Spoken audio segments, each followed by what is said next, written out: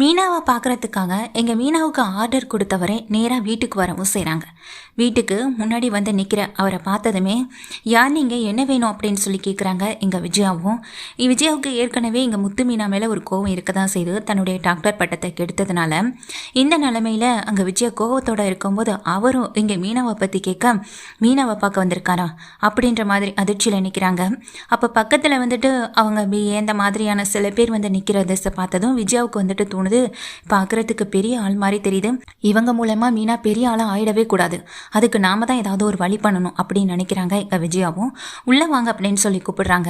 உள்ளே வந்து அங்கே உட்காரும்போது, ஆமாம் மீனா எங்கே, அவங்கள பார்த்து ஒரு ஆர்டர் விஷயமா நேர்லேயே பணத்தை கொடுத்துட்டு போகலான்ட்டா வந்தேன்னு சொல்ல, அப்படியா என்ன ஆர்டர் கொடுக்க போகிறீங்க அப்படின்னு சொல்லி கேட்க, அதான் புதுசாக ஒரு பிஸ்னஸ் ஆரம்பிச்சிருக்காங்கல்ல, அது பார்க்க ரொம்ப அழகாகவும் அற்புதமாகவும் இருக்குது, அது எனக்கு பிடிச்சு போனதுனால தான் முதல் தடவை அவங்களுக்கு 2000 ரூபாய் நான் ஃபோன்பே பண்ணிவிட்டேன், இப்போ நேரில் பார்த்து பணத்தை கொடுத்துட்டா என்னுடைய வேலை முடிஞ்சுது, அப்படியே அவங்களுடைய அந்த டெக்கரேஷனையும் நான் நேரில் பார்த்த மாதிரி இருக்கும், அதுக்காக தான் வந்தேன் அப்படின்னு சொல்லும்போது, பார்க்க பெரிய இடத்து பையனாக இருக்கீங்க, ரொம்ப பெரிய இடமா தான் தெரியுது, நீங்கள் உங்கள் வசதிக்கு ஏற்றது மாதிரி இதை விட பெரிய பெரிய இடங்கள்ல நீங்கள் ஆர்டர் கொடுக்கலாம், அதை விட்டுட்டு இவகிட்ட கொடுக்கறதுக்காக வந்திருக்கீங்கன்னு சொல்ல, ஏமா இப்படி சொல்கிறீங்கன்னு அங்கே உட்காந்துருக்கவரும் கேட்க, அதுக்கு விஜய் சொல்கிறாங்க, நீங்கள் தான் அவளை பெரிய டெக்கரேஷன் ஆர்டர் எடுத்து நடத்துகிறவன், பொக்கெல்லாம் பண்ணிகிட்டு இருக்கவன்னு நினச்சி பெருமைப்பட்டு இருக்காதீங்க, அவள் இப்போ கொஞ்ச நாள் தான் இது எல்லாத்தையும் பண்ணிக்கிட்டு இருக்கான், அதுலேயும் அதில் அவளுக்கு எந்த அனுபவமும் இல்லை, அதுவும் இல்லாமல் பல பிரச்சனைகளை அவள் சிக்கவும் செஞ்சுருக்கான், இந்த மாதிரி பல இடங்களில் அவள் டெக்கரேஷன் ஆர்டர் எடுத்து நடத்த முடியாமலும் போயிருக்கு,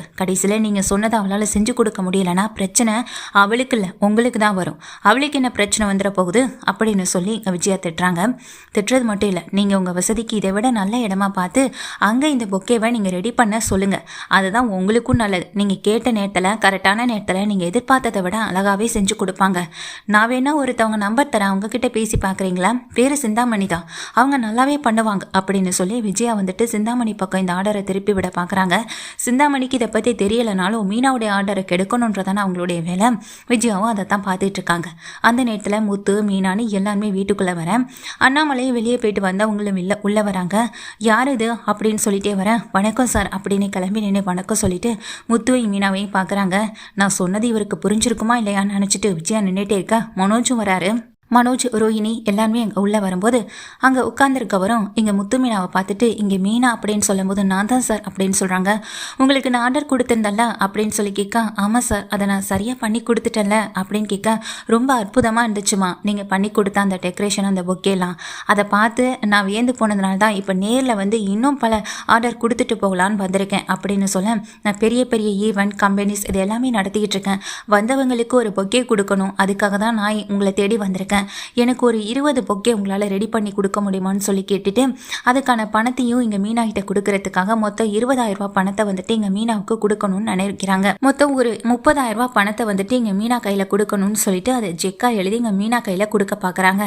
என்ன சார் இது எப்போ கொடுக்கணும் என்னன்ற மாதிரி சொல்லிட்டு இருக்கும்போது, நீங்கள் கரெக்டான நேரத்தில் இதை கொடுப்பீங்கன்னு நம்புறமா, இதை வாங்கிக்கோங்கன்னு சொல்லி அந்த பணத்தை வந்துட்டு மீனா கையில் கொடுக்கவும் செய்ய மீனா அதை வாங்கி பார்த்து ரொம்ப சந்தோஷப்படுறாங்க. வந்திருக்கவரும் இங்கே முத்துவையும் பார்க்குறாங்க, மனோஜையும் பார்க்குறாங்க. மனோஜ் வந்துட்டு சொல்கிறாங்க, நீங்கள் போய் இவங்களை நம்பி இவ்வளோ பெரிய ஆர்டர் கொடுத்துருக்கீங்களே, இவங்க சரியான நேரத்தில் செஞ்சு முடிச்சிருவாங்கன்னு உங்களுக்கு நம்பிக்கை இருக்கான்னு சொல்லிங்க. மனோஜ் கேட்க, அதிக நம்பிக்கை எனக்கு இவங்க மேலே இருக்குது, அந்த ஒரு நம்பிக்கையாக தானே நான் இவ்வளோ தூரம் வந்திருக்கேன்னு சொல்ல, அதை பார்த்துட்ருக்க எங்கள் முத்துவும் ரொம்ப நன்றிங்க, என் ஒய்ஃபை நம்பி நீங்கள் இவ்வளோ பெரிய ஆர்டர் கொடுத்தது, கண்டிப்பாக நாங்கள் இதை சரியான நேரத்தில் கரெக்டாக செஞ்சு உங்களுக்கு நாங்கள் கொடுத்துருவோன்னு எங்கள் முத்துவும் சொல்ல, அதை பார்த்துக்கிட்டு இருக்க எங்கள் வந்திருக்கவரும் உடனே சொல்கிறாங்க, உங்களுக்கு இப்படிப்பட்ட அம்மா இருந்தால் வாழ்க்கையில் என்றைக்குமே ஜெயிக்க முடியாது அப்படின்னு சொல்ல, ஏன் என்னாச்சு நீங்கள் மீனாவும் முத்துவும் பார்த்து கேட்க நம்மளே கேட்குறாங்க. வந்ததுலேருந்து மீனாவுக்கு இந்த ஆர்டரை கொடுக்கக்கூடாதுன்னு மட்டும்தான் இவங்க வாயிலேருந்து வந்ததே தவிர, என் மருமகளும் மகனும் நல்லா இருக்கணும் அவங்களுக்கு இந்த ஆர்டரை கொடுங்கன்னு ஒரு வார்த்தை கூட இவங்க வாயிலேருந்து வரவே இல்லை, இந்த ஆர்டரை வேற ஒருத்தவங்க பக்கம் திருப்பி விடணும் தான் இவங்க நினச்சிட்டே என்கிட்ட பேசிக்கிட்டே இருந்தாங்கன்னு சொல்லும்போது முத்துவும் மீனாவும் பார்த்து இங்கே விஜயாவும் முறைக்க தான் செய்கிறாங்க. இப்போ தானே தெரியுது எதுக்காக நீங்கள் சின்ன வயசில் சீர்திருத்த பள்ளிக்கு போனீங்கன்னு சொல்லி வந்தவரை சொல்ல, எல்லாருமே அதிர்ந்து போய் இங்கே முத்து சிறுவ சீர்திருத்த பள்ளிக்கு போன விஷயம் உங்களுக்கு எப்படி தெரியும்னு சொல்லி அண்ணாமலை உடனே அவரை பார்த்து கேட்க, இன்னமுமா முத்து என்னை அடையாளம் தெரியலை உனக்கு அப்படின்னு அவரும் கேட்க, இதை கேட்டுக்கிட்டு இருக்க முத்துவுக்கு ஒன்றுமே புரியலை. மனோஜும் ஆடி போய் நிற்கிறாங்க. நான் இப்போ பெரிய பெரிய கம்பெனிஸ்லேருந்து எல்லாத்தையும் திறம்பட நடத்திட்டு இருக்கேன். முக்கியமாக சின்ன வயசில் நீ எனக்கு நிறைய உதவிகளை பண்ணியிருக்க அப்படின்னு சொல்ல, நான் தாண்டா ஆகாஷ்டா அப்படின்னு சொல்கிறாங்க. இதை கேட்ட உடனே முத்துவுக்கு ரொம்ப சந்தோஷம். முகம் முழுக்க ஒரே பூரிப்பும். மனோஜ் முகம் அப்படியே வாடி போய் நிற்கிது. என்னையை விட மார்க்கு நீ அதிகம் எடுக்கணுன்றதுக்காக சின்ன வயசில் என் நோட்டெல்லாம் கிழிச்சிய மனோஜ், எல்லாத்தையும் மறந்துட்டியான். முத்து தானே எனக்கு அப்போதைக்கெல்லாம் ஹெல்ப் பண்ணிட்டு இருந்தான்.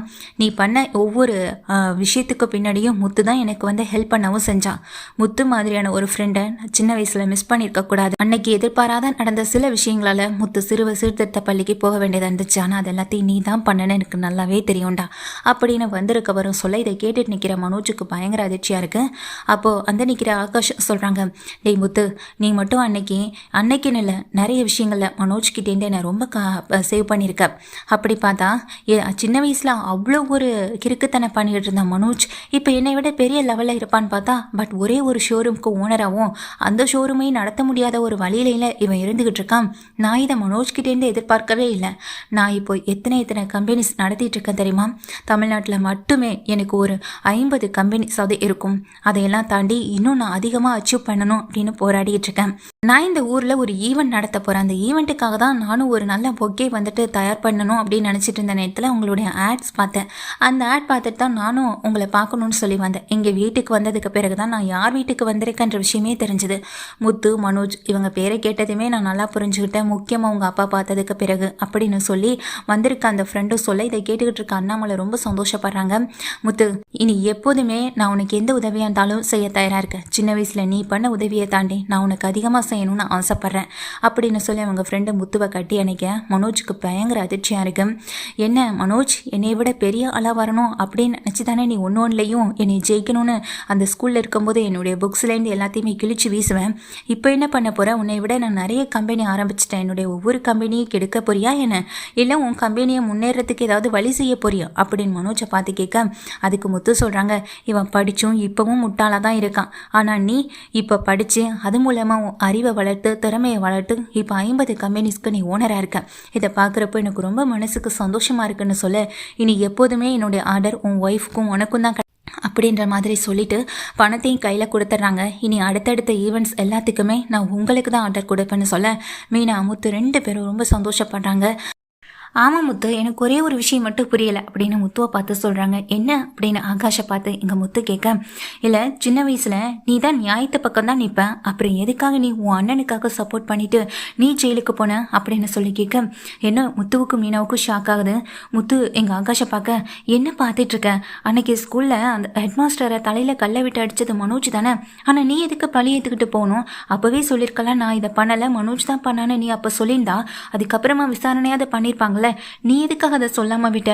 உன் அண்ணனை காப்பாற்றணுங்கிறதுக்காக தான் நீ ஜெயிலுக்கு போனியா அப்படின்னு சொல்லி கேட்க, ஆனால் நீ அப்படியெல்லாம் செய்யக்கூடிய ஆள் இல்லையே, என்ன நடந்துச்சு முத்து? அன்னைக்கு மாடியில் அவன் தான் கல்லை விட்டு எறிஞ்சான், அதை நான் நல்லாவே பார்த்தேன். ஆனால் நீ அதனால் எதுக்கு ஜெயிலுக்கு போனேன்னு இப்போ வரைக்கும் எனக்கு புரியலை. அதுக்கப்புறமா 2-3 நாள் எனக்கு ஃபீவர்னு நான் ஸ்கூல் பக்கமே வரலை. அதுக்கப்புறம் நடந்த எல்லாத்தையுமே ஃப்ரெண்ட்ஸ் மூலமாக தான் கேட்டு தெரிஞ்சுக்கிட்டேன். நீ ஜெயிலுக்கு போன விஷயத்த சொல்லாங்க எல்லாரும் சொன்னாங்க. அப்போ நான் அதெல்லாம் நினச்சி ரொம்ப கவலைப்பட்டேன். அதெல்லாம் உனக்கு தெரியாது முத்து. நீ எனக்கு நிறைய விஷயங்களில் ஹெல்ப் பண்ணியிருக்கும் போது உனக்கு இப்படிப்பட்ட ஒரு விஷயம் நினச்சி நான் ரொம்ப வருத்தப்பட்டேன். உண்மையிலுமே நீ பழி ஏற்றிட்டு போனியா இல்லை உன் மேலே பழியை தூக்கி போட்டாங்களான்னு எனக்கு இப்போ வரைக்கும் புரியலை அப்படின்னு சொல்லி முத்துவை பார்த்து கேட்க, ஆமாங்க, அன்னைக்கு அவர் எந்த தப்பும் பண்ணலை, அவர் மேலே பழியை தூக்கி போட தானுங்க செஞ்சாங்க. யாரோ ஒருத்தவங்க பண்ண தப்புக்கு பழியை தூக்கிட்டு போனது ஏன் புருஷன் தானே அப்படின்னு எங்கள் மீனாவும் சொல்லும்போது, இப்போ எதுக்கு அதெல்லாம்னு சொல்லி கேட்குறாங்க. என்ன முத்து, உன் ஒய்ஃப் என்னென்னமோ சொல்கிறாங்கன்னு அங்கே நின்றுகிட்டு இருக்க ஆகாஷும் கேட்க, அதுக்கு முத்து சொல்கிறாங்க, விட ஆகாஷ் அப்படின்னு சொல்ல, என்னங்க மனோஜ் பண்ண தப்புக்காக நீங்கள் முத்துவை தூக்கி உள்ளே வச்சுருக்காங்க. ஆனால் மனோஜ் இப்போ வரைக்குமே நீ இந்த விஷயத்தை பற்றி வீட்டில் யார்கிட்டையுமே சொல்லலையா? இவங்கெல்லாம் முழிக்கிறத பார்த்தா வீட்டில் யாருக்குமே விஷயம் தெரியாத போல். நீ என்கிட்ட மட்டும்தான் செல்மிஷன் பண்ணான்னு பார்த்தா, ஆனால் உன் தம்பிக்கே நீ இவ்வளோ பெரிய கொடுமை பண்ணியிருக்க, அதுவும் எனக்காக தானே அப்படின்னு சொல்ல, முத்துவும் மீனாவும் அதிர்ந்து போய் பார்க்குறாங்க. என்ன சொல்கிறீங்க நீங்கள் மீனா கேட்க, சின்ன வயசுல இவனை விட நான் அதிக மார்க் எடுக்கிறேன்றதுக்காக என்னுடைய புக்ஸ்லேருந்து நோட்லேருந்து ஏன் பல வகையில் எனக்கு தொந்தரவு கொடுத்துட்டு இருந்த மனோஜுக்கு இங்கே தொந்தரவு பண்ணதே எங்கள் முத்து தான். இனிமேல் எனக்கு எந்த ஆபத்தும் வராமல் பார்த்துக்கிட்டதும் முத்து தான். அதில் அவன் சொன்ன சொல்படி நடந்துக்கவும் செஞ்சான். அதுதான் அவனுக்கு முதல் எதிரியாகவும் வர செஞ்சது. எனக்கு சப்போர்ட் பண்ணி நின்னதுனால தான் முத்து மனோஜுக்கு இடையில பிரச்சனை வர செஞ்சது. கடைசியில் மனோஜ் அந்த தப்பை பண்ணி முத்து மேலே பழிய போடுவான்னு நான் நினச்சி கூட பார்க்கல. நீ எல்லாம் ஒரு மனுஷன் அப்படின்னு சொல்லி வந்து நிற்கிற அந்த ஃப்ரெண்டும் வந்து அந்த மனோஜை பார்த்து கேள்வி கேட்க விஜயா ஆடி போய் நிற்கிறாங்க. என்னங்க உங்கள் வீட்டில் உங்கள் குடும்பத்துக்குள்ளே இவ்வளோ பெரிய விஷயம் நடந்திருக்கு, ஆனால் நீங்கள் என்னங்க பதில் பேசாமல் நிற்கிறீங்க நாங்கள் நின்றுக்கிட்டு இருக்கேன் விஜயாவை பார்த்து கேட்க, இது வரைக்கும் இந்த விஷயம் யாருக்குமே தெரியாதுங்க அப்படின்னு சொல்ல, முத்து இனி இது வேணாலும் நடந்துட்டு போகட்டும் அதை விடு, ஆனால் இப்போ ஒரே ஒரு விஷயத்த சொல்லிக்கிறேன். இனிமே என்னால் தானே உன் வாழ்க்கை இந்த அளவுக்கு போனதுன்னு எனக்கு ஒரு குற்ற உணர்ச்சி இருக்குது. நீ இப்போ இந்த அளவுக்கு போய் ஜெயில் தண்டனை அனுபவிச்சுட்டு வந்து படிப்பை பாதியிலே நிறுத்திட்டு இந்த அளவுக்கு கஷ்டப்படணும், அதுக்கு நானும் ஒரு வகையில் ஏதோ காரணமாயிட்டேன்னு தோணுது. இனி உன்னை நான் எந்த வகையிலையும் விட்டு கொடுத்துட மாட்டேன். உனக்கு சீக்கிரமாகவே வீடு தேடி ஒரு நல்ல வேலை வாய்ப்பு நான் கொடுக்குறேன் அப்படின்னு சொல்ல, அதெல்லாம் ஒன்று வேணாம் அப்படின்னு எங்கள் முத்துவும் சொல்ல, முத்து உனக்காக நான் இதை கூட செய்ய மாட்டேனா? நிச்சயமாக செய்வேன். உன் அண்ணனை விட நீ உயர்ந்த இடத்துக்கு போவேன். படிப்பு மட்டுமே அதை மட்டுமே வச்சு வாழ்க்கையில் உயர்ந்த இடத்துக்கு என்றைக்குமே போக முடியாதுல்ல. அறிவு திறமை இது எல்லாமே இறக்கணும்ல, அது உனக்கு இருக்கு முத்து. கண்டிப்பாக நீ அதை வச்சு முன்னேறுவேன். உன் அண்ணன் மனோஜை விட நீ ஒரு படி முன்னேறி நிற்கிறத நான் பார்க்கணும் அப்படின்னு சொல்லிட்டு அவர் அங்கேருந்து கிளம்பி போயிடுறாங்க. இந்த விஷயம் தெரிஞ்ச அதிர்ச்சியில் விஜய் அப்படியே நிற்க, என்னத்த உண்மை தெரியுமா இல்லை தெரியாத மாதிரி இவ்வளோ நாள் நீங்களும் மனோஜ் கூட சேர்ந்து நடிச்சிட்டு இருந்தீங்களான்னு எனக்கு தெரியாது. ஆனால் இவர் செஞ்ச தியாகத்தை வேற யாராலையுமே செய்ய முடியாது. தான் வாழ்க்கையை இழந்து ஒருத்தவங்களுக்கு வாழ்க்கையை கொடுத்துருக்காரு. அப்படிப்பட்டவரை நீங்கள் இன்ன வரைக்கும் மகனாவே ஏற்றுக்கல, இதுக்கப்புறமும் ஏற்றுவீங்களான்னு எனக்கு தெரியல. ஆனால் அவர் செஞ்ச உதவியால் இன்றைக்கி அவர் நல்ல வாழ்க்கை கிடச்சிருக்கு. ஆனால் அடுத்தவங்களை மாட்டி விட்டு அதில் பழிய போட்டு வாழ்கிறவங்க இப்போ வரைக்கும் கஷ்டத்தை மட்டும்தான் அனுபவிக்கிறாங்க. இவங்களுக்கெல்லாம் இனி என்ன சொல்லி புரிய வைக்கிறேன்னு தெரியல. நீங்கள் வாங்குங்க, நீங்கள் நல்லது பண்ணியிருக்கீங்க, அதனால் நாம் இனி எப்போதுமே நல்லா இருப்போம்னு சொல்லி முத்து மீனாவை கூட்டிகிட்டு போக, அப்போ அங்கே நின்றுட்டுருக்க மனோஜ் எதுவுமே தெரியாதது போல் அங்கே ரூம்குள்ளே போக பார்க்க, இவங்க விஜயா நின்றுடா அப்படின்னு சொல்கிறாங்க. வந்தவர் சொல்லிட்டு போனது எல்லாமே உண்மையா அப்படின்னு சொல்லி விஜயா வந்து அங்கே நின்றுட்டு இருக்க மனோஜை பார்த்து கேள்வி கேட்கவும் செய்கிறாங்க.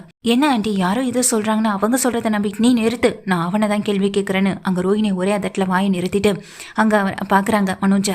சொல்லு மனோஜ் உன்னை தான் கேட்குறேன் அப்படின்னு சொல்லும்போது, இல்லைம்மா அது வந்து அப்படின்னு சொல்லும்போது இங்கே உடனே பலாரும் ஒரு அறை விழுது. அண்ணாமலை இதை பார்த்து தகச்சு போய் நிற்க, வந்தவங்க முன்னாடி நான் அசிங்கப்படுத்திட்டல, நான் நல்ல அம்மாவாக இருக்க தகுதியே இல்லைன்னு அவன் சொல்லிட்டு போகிறான். அவன் பார்க்குற பார்வை பேசுகிற விதம் எல்லாம் அப்படித்தான் இருக்குன்னு சொல்லி விஜயா மனோஜை பார்த்து திட்டுறாங்க. நீ பண்ண பாவத்துக்கு தண்டனை நான் ஏற்றுக்கணுமான்னு சொல்லி இங்கே கண் கலங்கியபடி விஜயா அங்கே நின்றுகிட்டு இருக்க மனோஜை பார்க்கவும் செய்ய, அண்ணாமலை பண்ணுற வேலையை விஜயா பண்ணதை நினச்சி அண்ணாமலை ஒரு பக்கம் சந்தோஷப்பட்டாலும் இன்னொரு பக்கம் விஜயா வந்து உண்மையிலே திருந்திட்டாளான்ற மாதிரியான ஒரு சந்தேகமும் அண்ணாமலைக்கு வரத்தான் செய்து.